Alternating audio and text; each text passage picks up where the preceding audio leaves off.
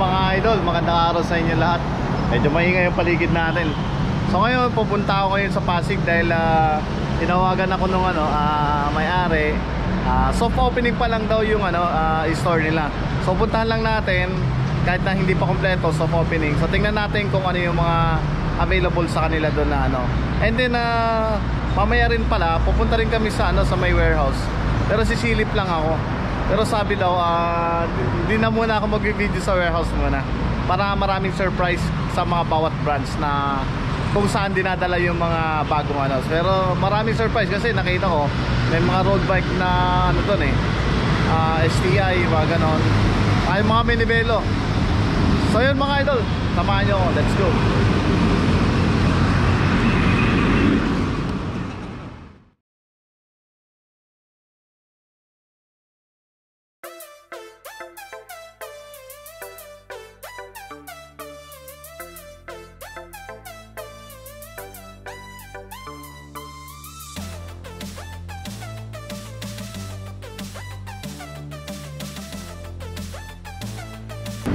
So yun mga idol, nandito na naman tayo sa opening po na next branch ng Bike Depot, Korean Surplus Bike. Dito mismo sa Pasig mga idol, so malapit na kayo. Sa mga malapit dito sa Pasig, eto puntahan nyo lang. Ganito po yung tsura. Yan na rin.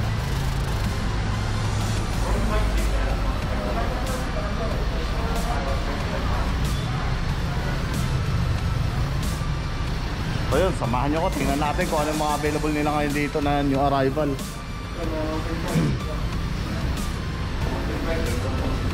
Ito mga pambata may available dito. Ayan, 2,000, may 2,000 to 3,500 dito sa mga pambata. Ganyan yung tsura. So, basta mga pambata, okay din yung mga yan. Halos lahat dyan sa mga pambata, alloy po yung nakita ko Pero halos yan, mix yan, may alloy, may bakal. Mas mura yung mga bakal dyan. Yan ang, dito kasi kay Korean Surplus mga idol, Bike Depot, ang medyo mas mataas ng presyo dyan mga alloy. Wala sila sa by brand. Ang basehan po nila dito yung sa alloy ba siya or steel. So yun, ganun pa rin. Ito yung mga normal na nakikita natin. Ang karamihan dito nakikita natin yung mga project bike nila. Ayan po.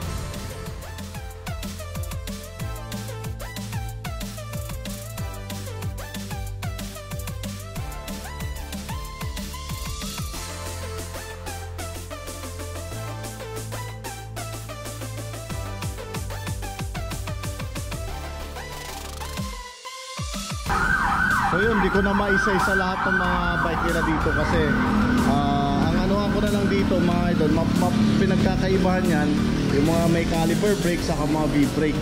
Halos lahat kasi etong nandito ng mga bike project nila, may 1/7 speed tapos meron ding 3/7 speed. Pero halos lahat po yan alloy mga idol. Ganun ang nila dito sa mga bike project. Tapos meron ding Shimano series. Ayan. Ito na kinapansin ko rito, itong Specialized S-Works. Ayan. Naka to, V-brake naman to sa harapan, ganun din sa likuran. Naka 3x, pero na siya, Alto Shimano sa rear derailleur. Ito naman 8 speed na to, 3x8 speed yan. Pero yung iba 3x7 speed. Punta pa tayo rito. Ito mga 3.5 pang bike to work ng mga nandito. Mountain bike ng mga nandito, 26er po yan mga ito. Mga bakal, ayan. Price range lang 3.5. Yun, pinakamataas na yun, 3.5 to sa mga ganito pang bike to work. 26er tapos 3x7 speed po. Karamihan dyan, iba-iba naman kasi tulad nito, may ganito yung shifter nya. Pero almost yan, mga grip shift po yan mga idol. Eto, size 24 na mountain bike available dito, 6,500. Kaya yan, mga alloy yan. Lespo, ayan, dami. Yan, Hindi na natin maisa-isa yan mga idol ha. Pero ang daming alloy ngayon dito. Pang bike to work to. So yun mga taga Pasig, ito meron ng malapit-lapit dito ngayong ano. Tingnan natin, ito mayroon tatlong road bike dito. Ito Pixie, may isang Pixie rito. Ito Pixie United Color ah. Layo ko ng konti, ayan. Pero naka ano to, caliper brake harap at likuran ah. Meron na siya talaga. Pixie bike. Size nito 51 cm. Pixie bike United Color. Ito let's po 7.5. So presyo rin ito Pixie 7.5 din to. Ito naman Bicambio 7.5 din ang price niya, dalawa. Magkatabi siya ng Lespo, alloy din to, parehong alloy. Itong tatlong to, alloy to ah.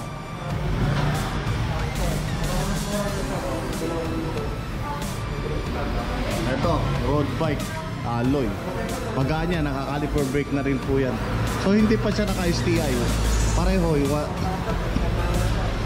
Parehong hindi naka-STI. Pareho pa lang 3x7 speed itong mga nandito. Ito, less po rin to eh. 44 same naman to. Alton, ayan o, 6,000. Puro mga 6,000. So punta nyo na lang dito para makapili kayo. Marami kasi mga alloy dito ngayon eh. Karamihan sa nandito nakasabit naman dito. Ayan, puro hybrid po yan. Ito, mga project bike to. Cannondale 3x. Ito naman 3x8 speed, naka-Acera naman to.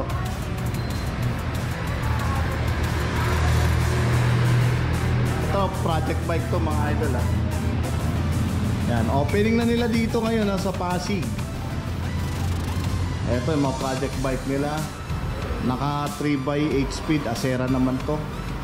Cannondale hybrid bike, naka B-brake harap at likuran, mabilisan lang to. Ayan. So now kasi hindi inaayos pa yung mga mga minibelo nila sa mga folding bike. Maraming maganda ngayon. So dun sa dumating na container nila, di pa tayo nakapunta ron, pero in-update daw sila soon. So yun, yung mga nandito, ito yung mga available nila ngayon dito sa Pasig. Ito, marami pa dito, mga 5,000, 4,500, ganon. 4,500 to 5,000, di tataas ng 7,000 itong mga hybrid na nasa taas. 700C yung mga yan, mga size ng rim. Tapos yung halos 1x7 speed, tapos 3x7 speed. Dito naman medyo ito sa baba. Ayan, mga negotiable take note lahat po ng mga bike nila dito ngayon negotiable po yan. Pwede tumawad, huwag mahiyang tumawad. Tingin, magka-highlight lang ako ng yung mga natin. Natitibuhan ko lang. Pero kasi dami nito, alam na isa-isa natin. So alam niyo naman yung mga bike ng Korea is Samchuli.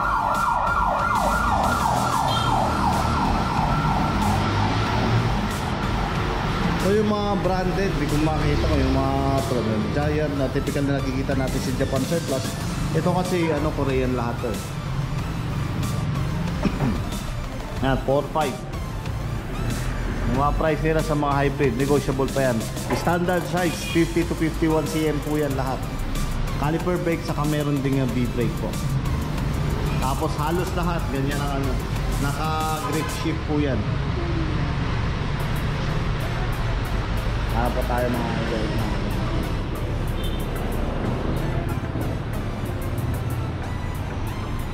Ito naman, mga folding bike nila, mga bakal. Mga bakal, 3,000. Negotiable. Less 500. Mga ganun, 2,500 na lang po mga to. Sigurado yun.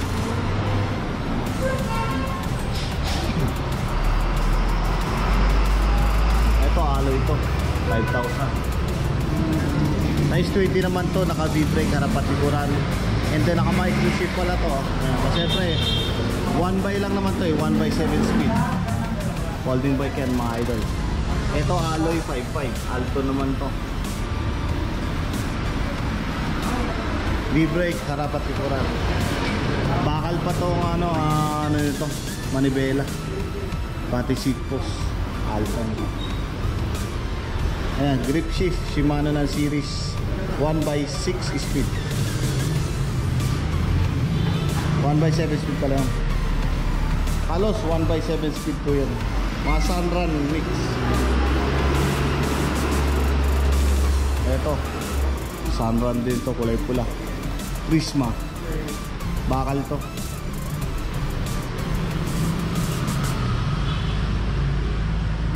One by 7 speed. Ang presyo nito 6,000.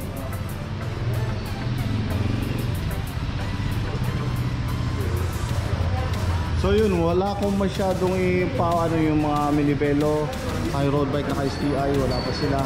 Dahil inaayos pa po doon sa ano, sa warehouse ngayon. And so at least alam nyo na meron na pong ano dito sa Pasig, branch nila. Bisitahin nyo na ngayon kung interesado kayo. Dahil para makita nyo na rin kahit paano. Dahil yung iba parating na rin dito. Dahil pagkalam ko mga idol, marami silang dadalhin pa dito ng mga ano, yung mga pangmalakasan. Yung mga minibelo nila dahil new open to, so asahan natin yung mga pixie na maganda dadalhin nila dito. So yun mga idol, yung update natin dito sa ano, Bike Depot Pasig, Korean Surplus ko. Maraming salamat, God bless.